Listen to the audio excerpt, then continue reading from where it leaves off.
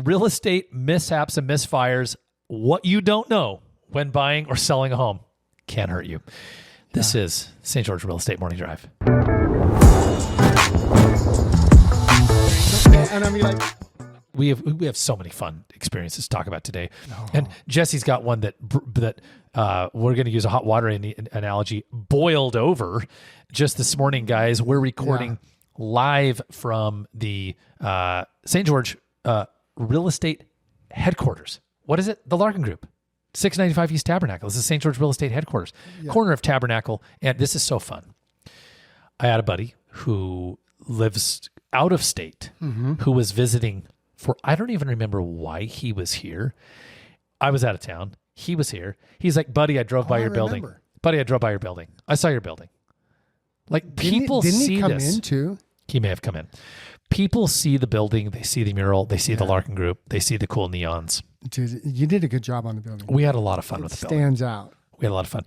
I had a client in 2 weeks ago, walked in to list a home, condo.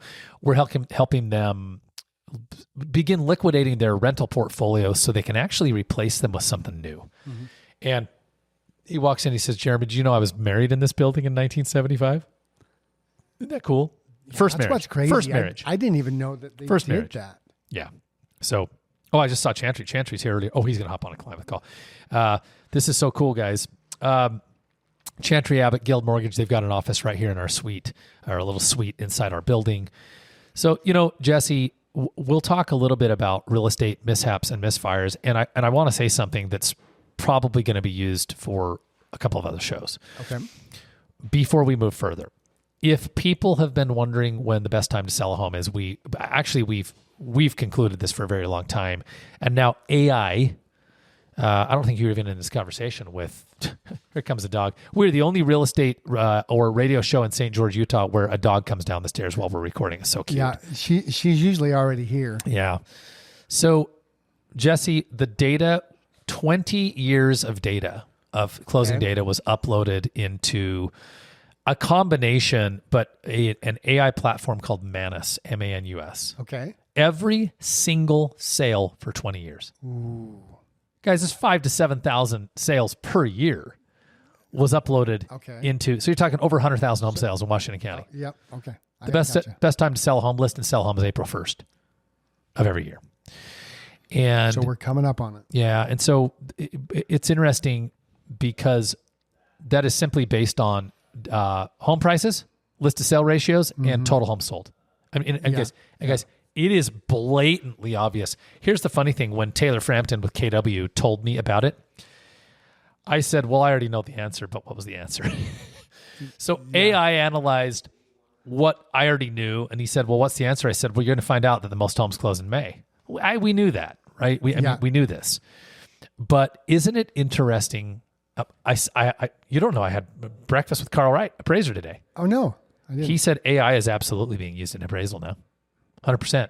Not to appraise the home, but to process the data. Okay. Yeah. So, how fast it processes data is unbelievable. Yeah, it's incredible. So, if you're a seller, and we're going to talk about real estate mishaps and misfires, contracts, the blunders that happen, the mistakes that get made, a funny story that came across my desk last night. But if you're a seller thinking about moving, thinking about selling your home, I met with two clients yesterday and the day before. Hey, should we sell our home right now? Is this a good time? Yep. I said, but let me qualify that. If you're wondering, is this the highest market we've ever had? No, that was 2021. Right. If you're wondering if there will be better times in the future, I don't know. But time of year, this is the best time of year. Yeah. The best time to sell a home is when you need to. But I hear what you're saying. Because you can't, none of us can predict the future. No, we can't. And in fact, in 2019 or in February of 2020, not one person in the world could have told you that the market in St. George, Utah would nearly double in the next year and a half. Yeah. Nobody knew that. Nobody could have told you that. So nobody can tell you now that the market's going to go up or down over the next 4 years. The truth is nobody knows. Now, can we predict? Can we guess? Can we base it on history? Yes, but nobody can really know and 100% say, yes, that's it. Yeah. You are absolutely correct. And people are going to move when it makes sense to move. And I've started a video series that my team's not even really aware of because I don't think they look at our Instagram much, where I'm shooting a video when I walk in the door a couple times a week saying, here's who's buying and selling homes. And I'm just one-off describing it. Hey, seller said they can't handle the heat. That's who I met with on Monday. Yeah. Karen and her husband. Can't handle the heat. Can't handle the heat. Stay out of the kitchen. They're going to stay out of the kitchen. They're going to move right out of it. And they're going to move to Idaho. Ernie and Leanne liquidating their rental portfolio. Everything they have is built in the mid-'80s. That was a long time ago. Yeah. Pushing 50 years. It's time to purchase some new stuff. Chatted with Mark. Mark has responded, loved my emails. Guys, if you're not on my email list, you should reach out and say, how do I get on your email list? I write these. He tells some killer stories. I tell some fun stories, and Mark has responded to my emails stories. Thank you, man, for a long time. Met with he and his wife. They live in a home that is on a golf course, and they don't want to live in a golf course. And the very reason someone's going to buy your home is because it's on a golf course. Yeah. Mal, is that door open down the hallway? Because it's feeling a lot like it is. I thank you and sorry for bugging you, for asking you. Guy, by the way, this tells me that our show is brought to you by our friends at Blue Form Media. So incredible. Blake Norton and Mallory Roberts, these guys are so good at what they do. And they just know how to produce a podcast. Yeah. If you're a business owner, do such a good job. if you're a business, thank you. If you're a business owner, I want you, and you're looking at the podcast game, because the podcast game is not for everybody. It's just not. Yeah, but you're looking to produce this kind of program, I want you to talk to Blue Form Media at Blue Form Media. So, Jesse, this sets up our conversation. I'm going to read something. Okay. Nearly 40,000 home sale agreements nationwide were canceled in January. Let me just sit with that for a minute. Not here, nationwide. Equal to 13.7% of homes that went under contract that month. That's up from 13.1% last year. And the highest January share, in records dating back to 2017. Translation, this is Redfin. More homes that went under contract fell out of contract. The contract was canceled in January than we've seen since 2017. Interesting. Well, this is our Real Estate Mishaps and Misfires show. And we're going to talk about why that is and how sellers can avoid this. Okay. You walked in this morning and said, you guys want to hear something funny? And I want you to, because it's a little longer story, let's condense it into the most, we call salient, the most important parts. So you help a client buy a home and what happens? Yep. So that they got there last night and we closed a while ago. Price point. People want to know. 1.7 million. Yeah. Which area? Over in Ivins. Yeah. People want to know this stuff. So we closed on the home a month ago and we had a little bit of a rent back. So the buyer hasn't been in the house since we closed about a month ago. They get here last night and realize that they can't get any hot water to the other side of the house. And it's a big house on one level. So I got a long way to travel. 4,000 plus feet on one level. Yeah, 4,000. So I get a call this morning. We got a big problem. I can't get any hot water. So I go over there and we're troubleshooting it. And I'm talking through it and I'm trying to call the listing agent and I'm trying to call the inspector and I happened to call. I just said, let's just call a plumber. So I call my normal plumber that I call. And a one-off plumber who doesn't know anything about this house. Never talked to him about this house. Who shouldn't know anything about this house. He said, send me some pictures of this and that. And because I said, I think it's got a recirculative system. I can't figure out what's going on here. So I sent him a picture of of the shower valves too, because we're gonna replace those out to see if that could be the problem. And I sent him a picture of the water heater and the water softener area. Within 60 seconds, he texts back with the seller's name. Hey, is this their house?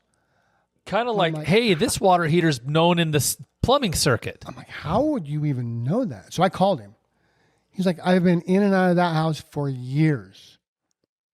Now, the problem comes in where in the seller's disclosures, there's no mention of any plumbing problems. Mm-hmm.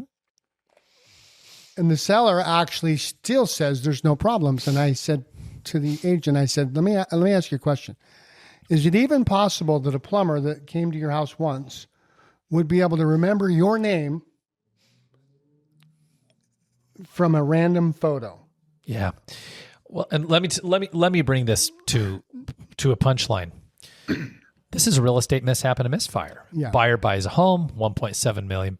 They come in from out of town, out of state, walk in, they don't have hot water. We call random plumber. Plumber says, "Oh, is this X home? Is this the X water heater?" We've been in and out of there for years. So what's the problem? Once. We just talked about it. It's the D word in real estate. Disclosure. We had a disclosure problem. Yeah. Okay? Now, we knew about the water flow problem. We thought it was just a valve. The problem become when, number one, it wasn't disclosed. Nowhere in the disclosures about water flow, plumbing problems, nothing. The second problem is where he's been out to their house several times, gave them advice several times over the years that they decided not to do. It tells me that they knew there was a problem. And they didn't. Now, had they disclosed it and we move forward anyway, no problem. So let me explain disclosure in the state of Utah. And this is for people who are getting ready to sell a home. And this is for people who buy homes as well. When you sell a home in the state of Utah, you're going to complete a document called the Seller's Property Condition Disclosure. It's a long word, SPCDs. On the front page of the disclosure, I've done this thousands of times. I mean, Jesse, I've sold 1,100 listings myself. Yeah. Right. Okay. 1,300 homes myself. We've sold 2,200 as a team. All right. There's all this text. It's a 16-page document. Page 1, paragraph 1, in caps. What does caps tell you on a document where everything else is not caps? Okay, cool. I always explain to the seller, listen, everything else is kind of a side note. Seller is obligated regardless of occupancy, meaning even if you don't live in the home now or if you never lived into the home, it was just a rental. Seller is obligated regardless of occupancy to disclose any material defects that may adversely affect the value of the home that would not be visible to an ordinary prudent buyer. Okay, that's kind of paraphrased, but let's break it down. If you had a problem in your home that a buyer can't see with their eyeballs in the past, it was a material problem, you disclose it. And so this is typically things like the hot water heater went out. We had a flood in 2017, and we had SurfPro come in and they did a professional remediation. Yep. You disclose it. Now, we're not talking about, so I'll often have sellers ask me, what about the cracks in the sidewalk? And I say, well, are those obvious? Well, yeah, you just walk right over them. Cool. That's not a disclosure issue. Yeah. So what we're doing is this. There was this story years ago in Washington County, and I will never mention her name. Sweet gal. She's way out of real estate. She probably got out of real estate then. Sells a home in Ivins. There's a disclosure problem. The buyer moves into, there's a non-disclosure of mold. The buyer moves into the house. Everybody in the buyer's family gets sick. They dig into this. They start exploring. Then they literally dig into the house. And what do they find out? The whole freaking house is full of black mold in the walls. Major, like tear the house down type, almost ends up in the news. Well, trust me, everyone's getting sued on that deal. So we have this when in doubt disclose rule. Did they prove that she knew? I couldn't tell you the outcome. This is guilt by association. And here's the point. When I'm working with sellers, I always warn them, hey, Jesse, what I don't want to see happen is that Frank and Martha get to the neighborhood barbecue, especially if they live in Sun River where people talk because it's so tight in it. And they're like, oh man, so listen, so congrats on the purchase. Hey, did they get that mold wrapped up? And you as a buyer go, what mold? Yeah. And you go, and Hank says, oh, you don't know about the mold? Oh, it was one hell of a mess over there. And no one ever disclosed it. And now this is what we're avoiding. So guys, here's the situation. What you don't know can hurt you. And so if you're a buyer, we make our buyers either do one thing or sign a paper that says we warned them to do the thing when they buy a home. And what is that? It's a home inspection. It's a home inspection. Jesse, are home inspections perfect? No. I had a home inspection go sideways in the last 30 days. They literally missed a hot water heater problem. In fact, let me add a little bit of fun. But we'll make a point. Let me add a little bit of fun to the whole inspection thing. Yep. During the inspection, the sellers refused to leave because they worked from home. We're very irritated that everybody was there. So that adds another problem, right? Because now how deep can the inspector actually go with the seller in the room that he needs to inspect, and they're working and they're right. So that added another layer to that one that I'm like, okay, what really happened here? Because there was a couple other issues. The water, it was disclosed in the inspection, but we didn't know the depth of it. Yeah. And the seller should have said then, oh yeah. And they didn't. Well, and Jesse, I'll throw something in here that's very important. Realtors often get a bad rap. And I know because I run a coaching business. Like I actually coach realtors nationwide. I see what people say. You'll get consumers come in. Oh, realtors are racket. Who even needs them? You can just do this man to man. Here's the problem. If you go buy a home from someone for sale by owner, they're for sale by owner, you're a private buyer. I promise you a disclosure document was not filled out. They don't have to have one. It was non-required. In most cases, buyers who purchase homes from people who are selling by owner don't get an inspection. Mm-hmm. It becomes this warm, chummy, like, oh, it was just like a closely held transaction. We can just do this. You don't have to use an agent. The interesting thing about buying a house is it's a lot like buying stock. You can just go get yourself a Robinhood account or a Fidelity account and start buying stock. Buying and selling homes the same way. As long as you can get this thing transacted through a title company and the buyer can get a loan, they're cool. It's true. In our next week's show, Chantry Abbott will be on. He's the kind of guy who helps people get loans. Yep. You have to realize the risk that you're taking. This is as a buyer and a seller. Mm-hmm. So I often remind sellers that the disclosure document is as much for them as it is for the buyer. Jesse, can you confirm that? Absolutely true. And I had already said it on this show. Had they disclosed all that, we wouldn't have a problem. Correct. Because clearly they knew about it. There's not even a chance you're calling a plumber over the years for him to know their house and their name and this and this and this. They were on a first name basis. Why not disclose that? Yeah. Yeah. And say what you did to fix the problem. Yeah. Correct. 100%. Right? Jesse, let's go back to the home inspection issue. I already just said home inspection is not a sure thing. Yeah, they're not. Well, what's it designed for? What is it? What's the point? It's designed to give you an idea of the safety, the big ticket items in the house. Is it safe? Is it built correctly? How are the things looking? And it can't even tell you the condition of the HVAC. That's a HVAC company, right? But it tells you the age. Is it blowing cold? Is it blowing? It's just to test all the stuff. Yeah. Home inspectors are licensed and bonded, but it's not a guarantee. Nothing's a guarantee. When you look at a home for sale, at the bottom of the page, it says information deemed reliable, but not guaranteed. Mm-hmm. We had a situation where a buyer purchased one of our listings, and at the time, the former owner, when we went to list this, it was a piece of land. It was a building lot. They'd built on this beautiful flat building lot. They'd built up a pad, like a building pad, and they had all of their soils work done by a soils company here in town. All of the reports, everything. Well, as part of the contract, agent comes along, writes an offer for his clients. Our seller accepts it, put it under contract. They go into their due diligence. Due diligence is the period that you have in most states to do your homework before you close. Yeah. Well, a year passes, and I get a call, and the agent's like, we got a problem. I said, it was kind of like this water heater thing. And I said, what's the problem? Well, the buyer bought this lot from you guys, and they went and they hired X soils company, different company. Yeah. And they said that you have to over-X the whole entire lot. Over-X means you have to dig out a layer of the dirt and replace it with fresh fill. So this could be a big problem. Well, it's like, I was sweating like, so I go back and I dig into our files. We're a professional real estate company. Like, I'm a licensed agent in the state of Utah. I've handled thousands of transactions.